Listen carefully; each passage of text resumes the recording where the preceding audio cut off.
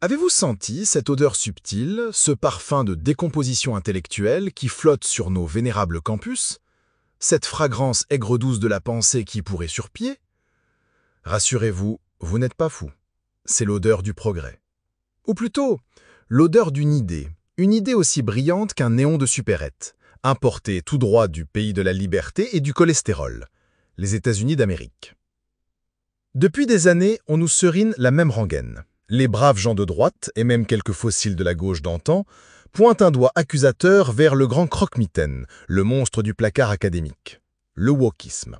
Ah, le wokisme. Ce grand guignol où le but n'est plus de trouver un remède contre le cancer, mais de s'assurer que le poste de chercheur est occupé par une femme transgenre, lesbienne, noire, non-binaire et en situation de handicap. Une quête de la vertu performative si intense qu'elle en devient une parodie d'elle-même, où le savoir est moins important que la collection de cartes d'identité victimaires de celui qui le produit. Mais soyons sérieux 2 minutes, si c'est encore possible.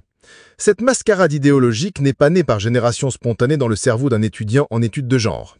Non, elle est la fille chérie, la créature docile du marché financier lui-même. C'est le monde merveilleux des critères ESG où l'on vous dévalue une action parce que votre PDG a le malheur d'être un homme blanc hétérosexuel et que vous n'avez pas acheté la dernière Tesla pour votre flotte de véhicules. Le wokisme, mes amis, n'est pas la maladie. C'est le symptôme, la suppuration visible d'une affection bien plus profonde. Et cette infection, une professeure américaine du nom de Hollis Robbins a eu le courage d'en faire la dissection dans un article au titre délicieux « Comment les métriques de l'entreprise ont brisé l'université ». Elle nous révèle que la politisation à outrance de nos temples du savoir a été nourrie, choyée, allaitée par une planification centralisée basée sur des indicateurs de performance.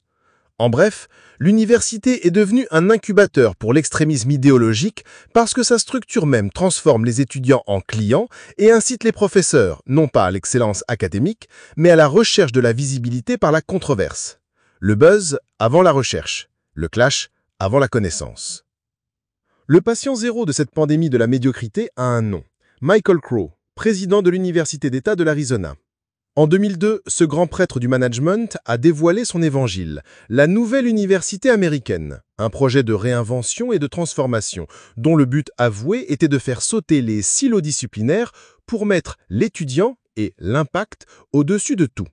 En langage humain, cela signifiait castrer l'autonomie des départements, dissoudre les disciplines dans de gigantesques soupes interdisciplinaires informes et reléguer les professeurs au rang d'animateurs de centres aérés. Crow le dit lui-même sans ciller, nous sommes passés d'une institution centrée sur les professeurs à une institution centrée sur l'étudiant, la cathédrale du savoir transformée en hypermarché de l'épanouissement personnel. Et là, mes chers compatriotes du monde entier, préparez-vous au choc. En tant que Brésilien, l'auteur de l'article original a vu son sang se glacer. Car ce modèle présenté comme une innovation révolutionnaire a été copié-collé au Brésil sous le second mandat de Lula en 2007. On nous l'a vendu sous le nom de Nouvelle Université, un mélange fumeux d'un pédagogue brésilien et du processus de Bologne. La réalité, la même purge.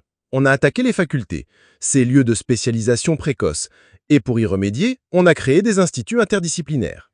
Résultat, des hordes d'étudiants en bachelor interdisciplinaire envahissant les cours de yoga de la fac de sport pour gratter des crédits faciles. Une copie conforme du modèle américain, avec 5 ans d'étalage.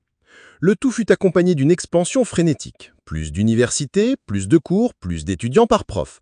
On a remplacé les concours locaux par une sorte de test de QI national à l'américaine, où la mémoire et le savoir sont remplacés par des cases à cocher.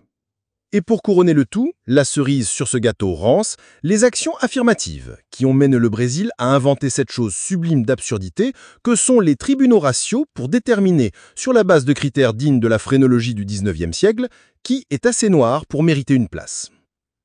Pendant ce temps, les entreprises de l'éducation, ces usines à diplômes, comme l'américain Adtalem, se goinfraient sur le marché brésilien, grassement subventionné par un État qui finançait sa propre décadence intellectuelle. L'inflation des diplômes, la chute de la qualité et le remplacement des professeurs par des cours préenregistrés. Le fantôme d'un enseignant sur un écran plat. Voilà l'avenir radieux. Revenons aux États-Unis, car le modèle est universel. L'idéologisation, nous dit Robbins, vient de la demande des étudiants, désormais des clients rois qu'il faut séduire.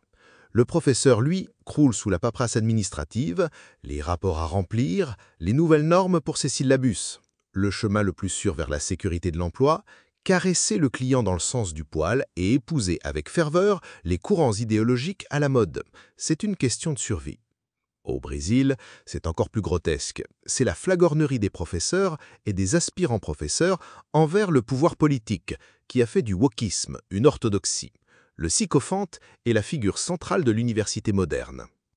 Et puis, il y a la tyrannie des métriques, cette logique implacable du tableur Excel qui favorise les cours en ligne ou les amphis de 300 personnes car ils sont plus efficients. Qui se soucie de la qualité pédagogique?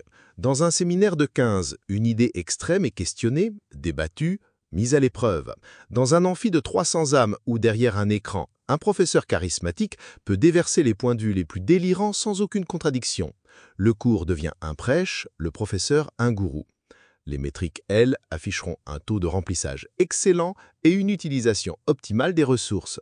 Victoire. Ce que nous devons conclure de cette autopsie, c'est que la crétinisation généralisée des universités occidentales n'est pas un accident.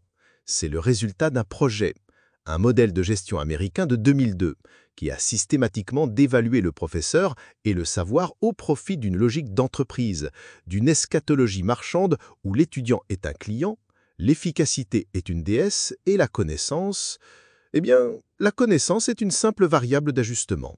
Un produit comme un autre en promotion dans l'allée centrale de votre supermarché du diplôme. Si cette autopsie de la bêtise institutionnelle vous a plu, soutenez la dissection sur Patreon, administrez un pouce bleu chirurgical et rejoignez la morgue des idées libres sur Telegram. Les liens sont dans la fosse commune de la description.